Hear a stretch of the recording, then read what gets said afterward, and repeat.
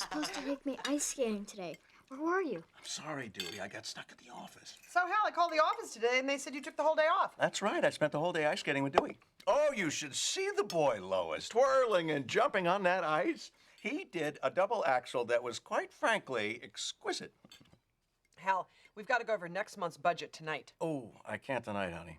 I have to go into the office to make up for the time I missed with Dewey. Yeah, the office. Can't get enough of the good old office.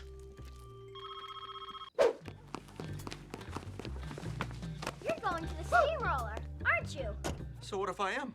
I rented it. Why shouldn't I get to use it? It's a free country. Dad, you've been crushing things for 5 days straight. Have you even slept? That's the thing, Dewey. Ever since I got the steamroller, I don't have to sleep. It's like the laws of nature don't apply to me. What's this? Nothing. It's a brochure for a wrecking ball.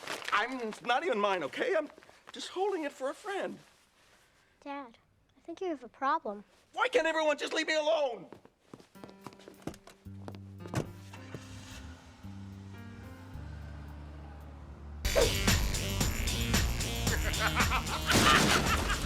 I am Hal!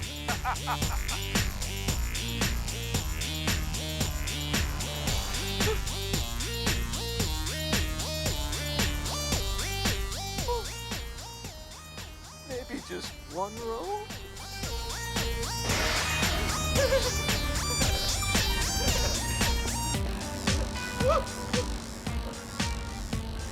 Get away from here, son! I don't want you to see me like this! Dad, you have to stop! I can't!